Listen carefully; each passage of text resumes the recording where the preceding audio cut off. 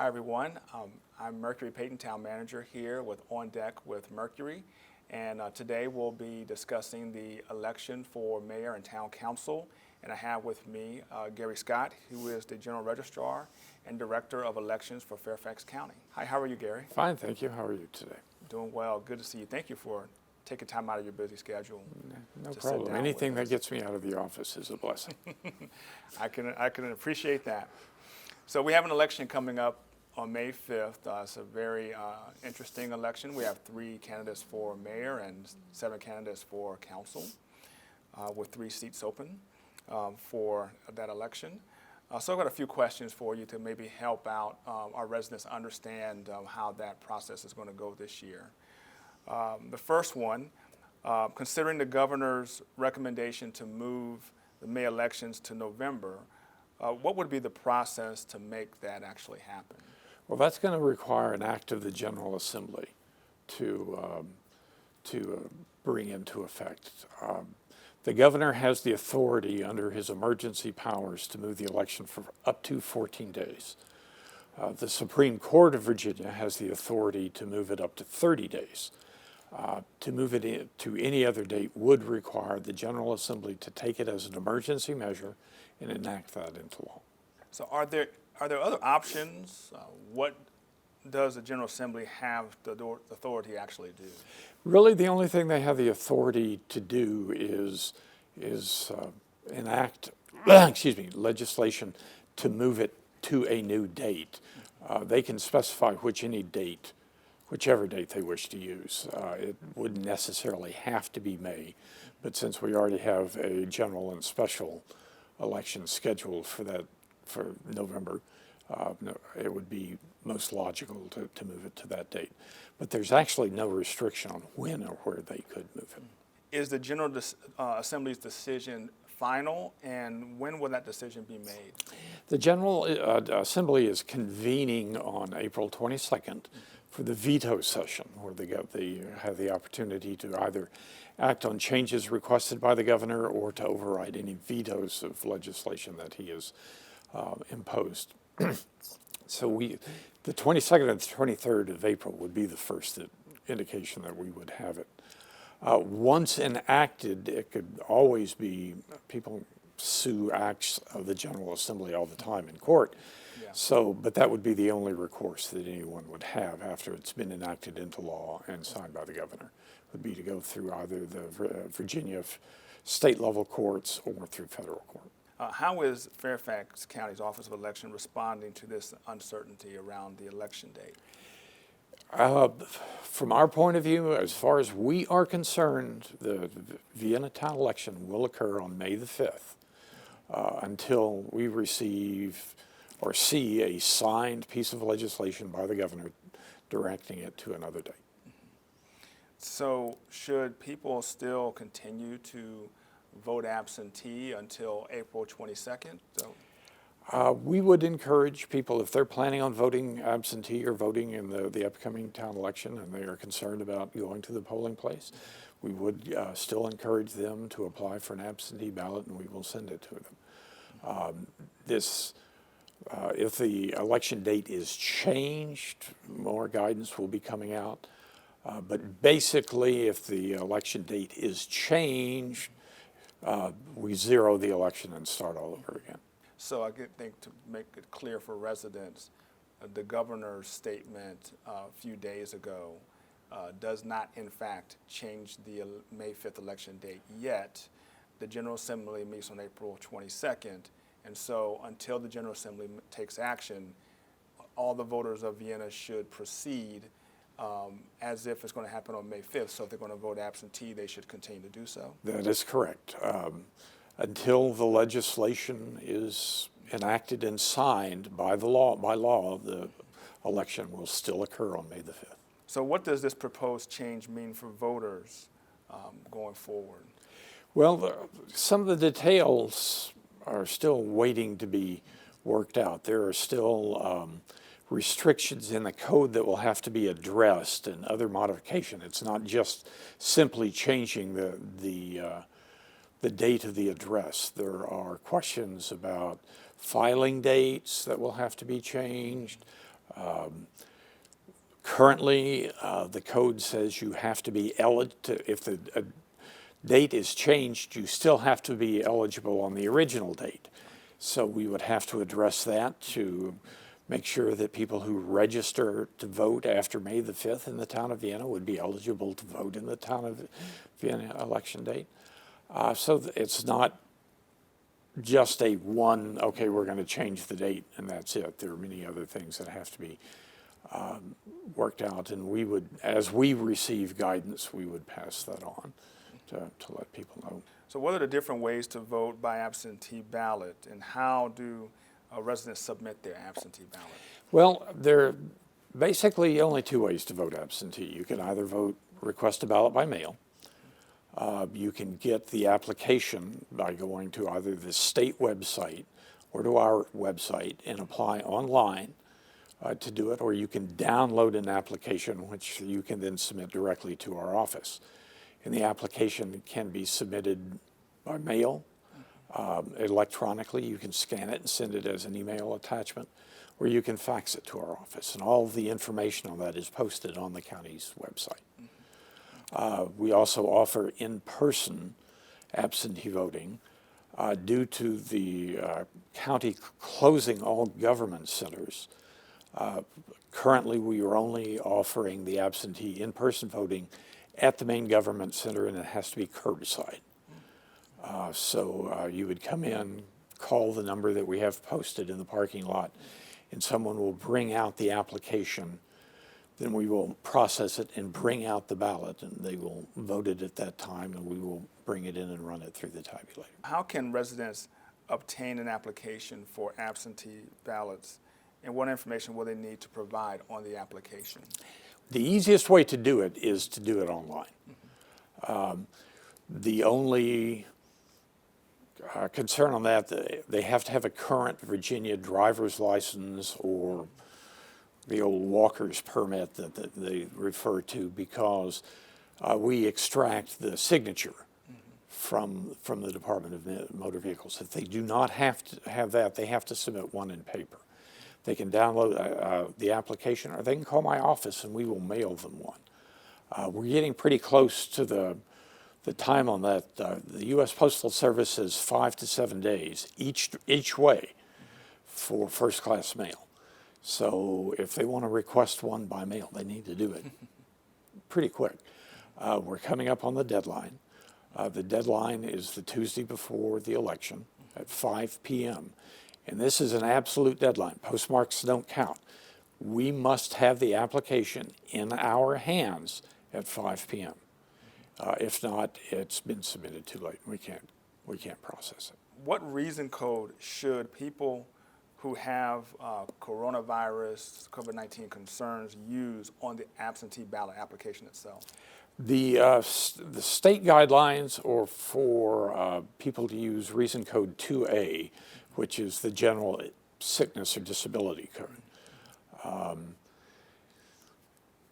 That would only apply if the election goes on as scheduled. The law changes on July 1st, so if the election is moved to November, they do not have to provide a reason code, because Virginia goes to no excuse absentee voting on July 1st. Really? Okay. Okay. So 2A is the designation to 2A use. is only if the election continues on May the 5th. What happens to absentee ballots if the election date is actually changed? Any applications and ballots that we have received for the May 5th application would be voided. And voters would have to reapply for the November election, because it's a new election. People would have to completely resubmit, and we would reprocess and reapply ballots. What happens if it is changed to, say, June? Would it be the same process, or would you do something different? We don't know. Don't know. We're still awaiting guidance on that. I suspect if they only move it to June, that we would just apply the applications we've received so far and count the ballots that we have received so far. Presuming the election does take place on May 5th, What are some important dates for voters to be aware of? I know you mentioned a few of them already, but what are some important dates? The most important date in this current environment is the deadline date for submitting an application for voting absentee in person. And that is the Tuesday prior to the election at 5 p.m. The Saturday prior to the election, which I think is May 1st or 2nd, at 5 p.m. In-person absentee voting is cut off. So there's an extra 4 days of in-person availability for in-person absentee voting. But again, with the government centers being closed, it would have to be in person, curbside. Now, the closure of the government buildings currently is supposed to be lifted on April 23rd. That date was chosen prior to the governor's shelter-in-place proclamation, so we don't know if that will be extended or not. There hasn't been any discussion from the county executive office that we're aware of extending that closure date. If the buildings are reopened, then we will have a facility inside the main government center at 12,000 Government Center Parkway where people will be able to come in and vote in person absentee on that Saturday between 9 a.m. and 5 p.m. So there may be an opportunity to vote the Saturday before.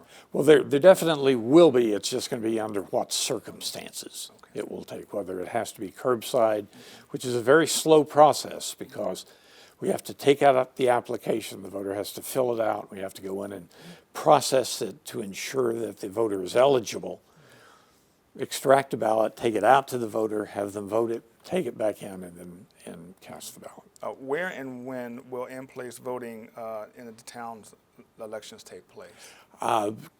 As it stands now, the polling place, which is the Vienna Community Center, polling place will open at 6 a.m. and close at 7 p.m. One of the reasons that we do recommend people try to vote absentee is that it will be a much slower process than usual. We will not have the multiple check-in stations that we would normally have, trying to control the number of people present in the polling place at any given time, so we're minimizing staffing. We will be having people or have an individual enforcing the social distancing separation for people waiting outside. But basically, it's only going to be one person at a time allowed into the polling area to vote. So it's going to be a much slower process. Voting absentee by mail is a much better option for voters this time than going to the polling place. So that's going to be the Vienna Community Center. Vienna Community Center, 6 a.m. to 7 p.m. And hours will not be extended in any way for in-person voting?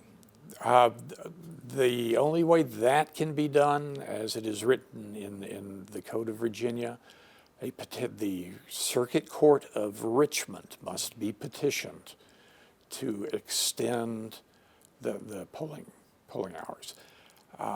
There are only certain groups that have standing to do that petitioning. My office is not one of those groups. We do not have the standing to petition the courts to keep the polling places open. It's only been done once in Virginia history under very special circumstances. And if there's not if we have 200 people standing in line, well, whether the polling hours are extended or not, those people standing in line will be permitted to vote. But I think it's very unlikely that the hours will be extended. So you mentioned a little bit about this. What are the CDC protocols for voting in this type of an environment? They haven't given us any specific, this applies to an elections. They're just the same observations that and restrictions that are being applied for other situations. Limit the number of people congregated in any particular space, which we're trying to do by limiting access. Enforce social distancing, encouraging people to keep wear face masks and keep covered. We have procured masks and gloves for our election officers to handle there, who are handling it, working at the polling places. We are not using hand sanitizer, one, because it's almost impossible to get a hold of, and two, sanitizer doesn't soak into the skin that quickly. and it will soak into the ballot and make it difficult for the machine to read the ballot. So we're discouraging people to use hand sanitizer before handling the ballot. The people who will issue the ballot, they're going to be using gloves. We will issue pens for the voters. Each pen will be sanitized as it is issued to the voter, and then we will collect them and sanitize them again before they're issued again. We would prefer people not try providing their own pens. Too many people use gel pens. Personally, that's what I use. And the gel, again, on the paper causes the paper to swell. It makes it a little more difficult to read. So you just mentioned a lot of precautions and health and safety matters with regard to the voters and to the poll workers. Anything else you'd like to add to that? I know you also mentioned, one voter in at a time. Anything else you'd like to add on that? We're just encouraging people to be patient. It's trying times for all of us. This is we're making this up as we go because there are no guidelines. This has never been done before, and we're trying to make sure everyone has the opportunity to exercise their franchise without putting themselves or others at risk, and to do it as quickly and as efficiently as possible under the circumstances. And people need to understand that this isn't the normal social gathering that most people associate with Election Day, that there are going to be some restrictions. It is going to be a difficult process, but we're going to get through it. So we understand that the CDC has given guidance on, face coverings and such with regard to those who have certain conditions. How does that impact when they arrive at the polling place and they have to show their ID and they have some type of face covering? We're going to be applying the same rules to that we apply to people who cover their face for religious reasons. They're not required to remove their face cover, so we are not going to require that.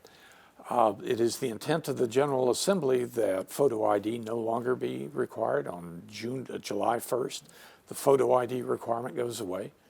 So we feel comfortable not requiring people to remove their masks. How do we avoid voter fraud with that? Because people will still be required to provide ID. It just won't have to be a photo ID. And that's the way it used to be. When I started this business, you didn't even have to provide ID.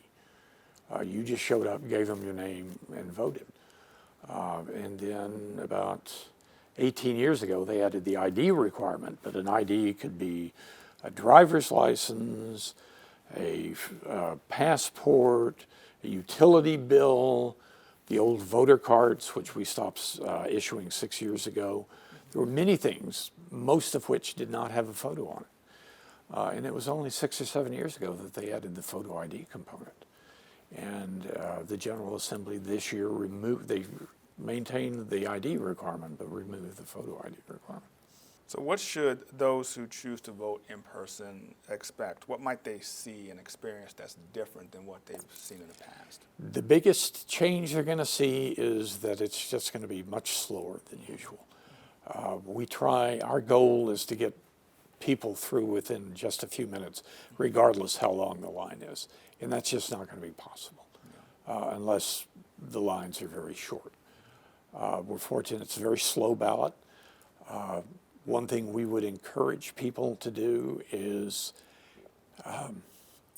go to the website, the county's website, and look at where we have a sample ballot posted.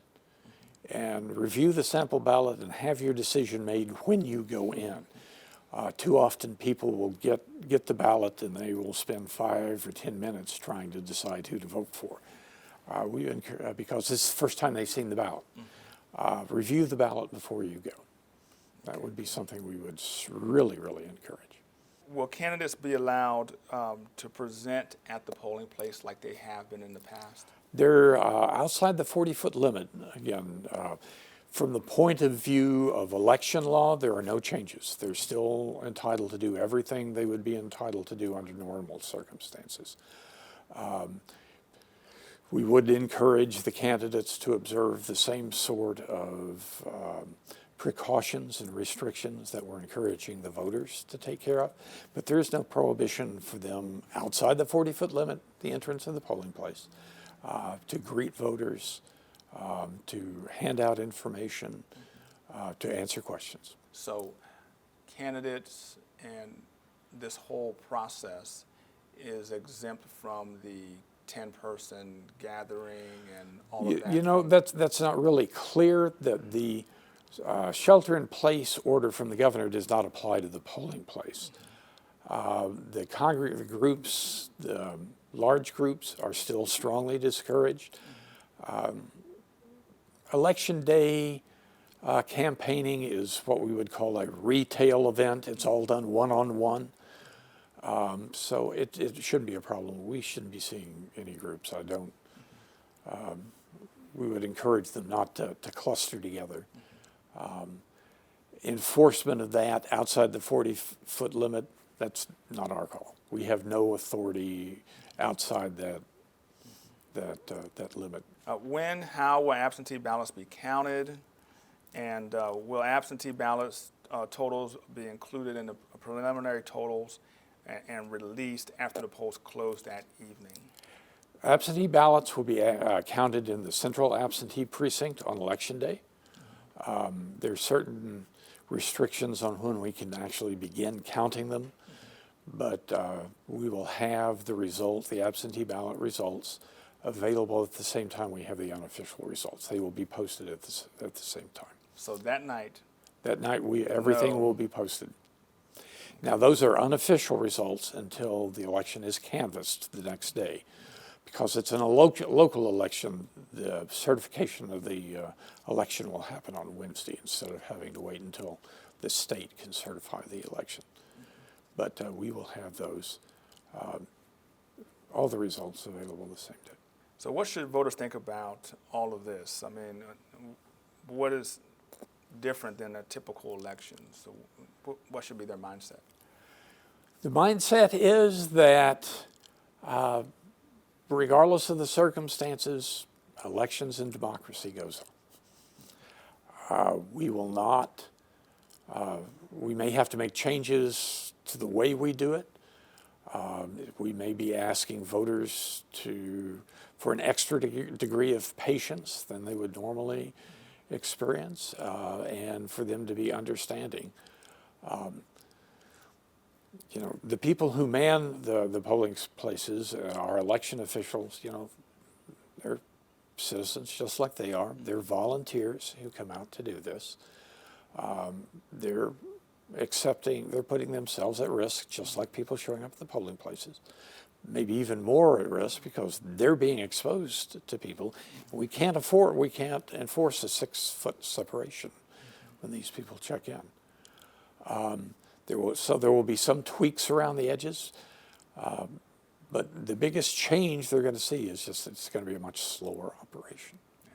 Well, thank you for taking time with us to explain all this. I think it's very interesting times, very valuable information that you shared with us, and I think the residents really will get a lot of value out of hearing directly from you. Well, thank you. I appreciate that.